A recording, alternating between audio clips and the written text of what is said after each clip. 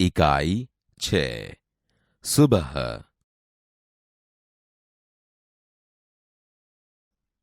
बाल दोस्तों, आपने कई सारी कहानियां सुनी होगी। आज हम एक ऐसा प्रसंग सुनेंगे जो आप सबको जीने का जज्बा देगा। एक लड़की की हिम्मत कैसे अपनी विकलांगता को हावी होने से बचाती है। तो चलो सुनना है ना। प्रसंग कथा। सुबह सुबह रेशमा ने देखा कि घर के सभी लोग सफाई में व्यस्त हैं। कोई सामान झाड़ रहा है तो कोई मकड़ी के जाले उतार रहा है। रेशमा ने सोचा, जरूर आज कोई खास बात है। मां, आज कोई खास बात है? सब इतनी सुबह उठकर घर की सफाई में जुटे हैं। रेशमा ने उत्सुकता से पूछा। हां बेटिया रानी, त्योहार के दिन हैं। भूल गई क्या? पहले से ही साफ सफाई हो जाए तो अच्छी तरह त्योहार का आनंद ले पाएंगे। मां ने प्यार से रेशमा के गाल को सहलाते हुए कहा। ओह, मैं तो एकदम भुलक्कड़ हो गई हूं। पर मां, आपने मुझे तो कोई काम सौंपा ही नहीं। मैं क्या करूं? बताओ मां। अच्छा, चलो पहले नहा धोकर तैयार हो जाओ, फिर बताऊंगी। बहुत से काम हैं। मैं भी आपकी मदद करना चाहती हूं, मां ने कहा। रेशमा ने रुआंसे स्वर में कहा। मदद तो मैं जरूर लूंगी। मैंने तुम्हारे लिए कई काम सोच रखे हैं। नहा धोकर नाश्ता कर लो, फिर बताऊंगी। कहते कहते मां ने उसकी पहिए वाली कुर्सी पर बैठा दिया। रेशमा ने अपने पहिए वाली कुर्सी को धीरे धीरे धकेला और अपने दैनिक कार्यों में लग गई। रेशमा जब 5 साल की थी, तभी से उसके दोनों पैर काम नहीं करते थे। उसे बहुत तेज बुखार हुआ और घुटनों से नीचे दोनों पांव एकदम बेजान हो गए। बहुत इलाज करवाया, पर रेशमा के पांवों में जान नहीं आई। उसे पोलियो हो गया था। रेशमा बहुत हिम्मत वाली लड़की थी। शुरू शुरू में उसे जरूर दूसरों की सहायता लेनी पड़ी, परंतु अब 11 साल की उम्र में वह अपने सारे काम स्वयं करती है।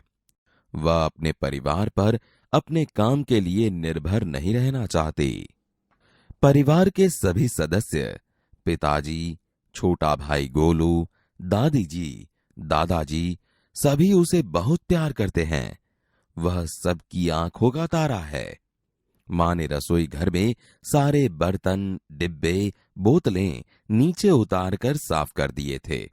उन्होंने रेशमा को आवाज दी। रेशु, अगर तुमने नाश्ता कर लिया हो तो काम में मेरा हाथ बटाओ। हाँ मां, मैंने नाश्ता कर लिया। दूध का मेवे वाला दलिया बहुत अच्छा बना है। मां, मैं हाथ धोकर अभी आती हूं। रेशमा अपनी कुर्सी को धकेलते हुए रसोई घर में पहुंची। रेशमा मां को बर्तन डिब्बों पर लेबल लगा लगाकर पकड़ाती गई और मां उन्हें व्यवस्थित ढंग से सजाती गई। रसोई घर फिर से चमचमाने लगा। पिताजी दफ्तर चले गए। मां को लड्डू बनाने के लिए कुछ जरूरी सामान चाहिए था। गोलू तो बहुत छोटा है। दादी जी, दादाजी बहुत बुजुर्ग हैं।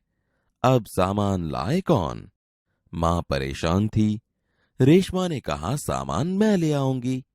बस आप मुझे सामान की लिस्ट और एक थैला दे दीजिए। तुम ले आओगी अकेली? मां ने पूछा। हां मां, एक बार पहले भी तो लाई थी। रेशमा की आवाज में दृढ़ता थी। तो ठीक है, तुम ही ले आओ, लेकिन ध्यान से जाना, सारा सामान नुक्कड़ वाली दुकान से ही मिल जाएगा। थोड़ी देर बाद रेशमा सारा सामान लेकर लौटी। उसने गोलू को आवाज दी। गोलू, ये लो, तुम्हारे लिए टॉफी लाई हूं। गोलू टॉफी पाकर खुशी से उछलने लगा। कुछ ही दिन बीते थे।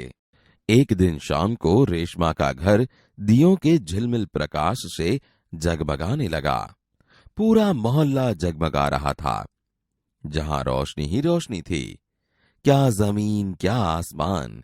दादी जी ने बताया कि दीपावली अंधेरे पर उजाले की जीत का त्योहार है। बुराई पर अच्छाई और असत्य पर सत्य की सदा जीत होती है। इस दिन रावण को पराजित कर राम अयोध्या लौटे थे। उसी खुशी में यह त्योहार मनाया जाता है। रेशमा और गोलू बड़े ध्यान से दादी जी की बातें सुन रहे थे। कुछ देर बाद सबने मिलकर पूजा की और प्रसाद खाया। गोलू अपने दोस्तों के साथ पटाखे छुड़ाने में मग्न हो गया। रेशमा अपने दादा दादी के साथ फुलझड़ियां जला रही थी। इतने में रेशमा ने देखा कि गोलू ने जिस पटाखे को बुझा हुआ समझकर छोड़ दिया था, उसमें चिंगारियां निकलने लगी हैं। गोलू की पीठ पटाखे की तरफ थी। रेशमा चिल्लाई, गोलू गोलू बचो, तुम्हारे पीछे पटाखा है। पटाखों के शोर में रेशमा की आवाज दब गई। सबसे पहले रेशमा जल्दी जल्दी कुर्सी को धकेलती गोलू के पास जा पहुंची। उसने गोलू को जोर से धक्का दिया और खुद आगे निकल गई। अपनी कुर्सी की गति के कारण धड़ाम जोर का धमाका हुआ। रेशमा की फुर्ती ने गोलू को जलने से बचा लिया। गोलू को कुछ समझ न आया कि उसे धक्का किसने दिया और क्यों। धमाके की आवाज सुनकर मां पिताजी भी बाहर दौड़े चले आए। कुर्सी रेशमा के ऊपर थी और रेशमा नीचे। पिताजी ने कुर्सी सीधी की और रेशमा को उस पर बैठा दिया। मां भयभीत थी। बोली, कहीं चोट तो नहीं लगी रेशु? रेशमा ने उन्हें सारी बात बताई। सबने रेशमा की पीठ थपथपाई। गोलू रेशमा के पास आकर नाटकीय ढंग से बोला, दीदी, आज तो आपने मेरी जान बचा ली। आपका यह धमाकेदार धक्का मुझे हमेशा याद रहेगा। सभी लोग खिलखिलाकर हंस पड़े। रेशमा की शारीरिक कमी उसके इरादों में कभी बाधा नहीं बनी। वह आज भी उतनी ही जिंदा दिल और परिश्रम से अपना जीवन जी रही है। उसकी हर सुबह नई सुबह होती है। वह हर सुबह अपने काम में नए इरादे से जुट जाती है।